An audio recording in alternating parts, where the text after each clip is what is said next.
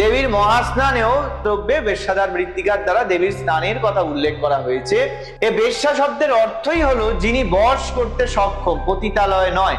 তাই বলা হয়েছে ন কুলেটা ভবেৎ বেশ্যা, অর্থাৎ যে কুলোটা রমণী নয় কিন্তু বেশ্যাদারের মৃত্তিকা এখানে ব্যবহার করা হবে। এবার বশীকরণে সক্ষম মেয়ে বা স্ত্রী হিসাবে শাস্ত্রে একজনকেই উল্লেখ করা হচ্ছে, তিনি হচ্ছেন জগৎজননী মা। মা অর্থাৎ আদি শক্তি, মহামায়া বা শক্তি স্বরূপ দেবী মূর্তি বিগ্রহ প্রতিষ্ঠিত রয়েছে যে ক্ষেত্রগুলোতে, সেটা শক্তিপীঠ হতে পারে, সেটা সতীপীঠও হতে পারে। এই বেশ্যাদ্বারের মাটির কথা বলা হয়। আমরা এতদিন জানতাম সরস্বতী মানে বিদ্যার দেবী। কে জানতো? সরস্বতী হলেন বশীকরণের মূল দেবী বা প্রাথমিক দেবী, যার বহুবিধ প্রয়োগ, যার দ্বারা শুধুমাত্র দুই ব্যক্তির মধ্যে বশীকরণই নয়, গণ বশীকরণও করা যায়, যাকে হংস বাগীশ্বরী প্রয়োগ বলা হয়।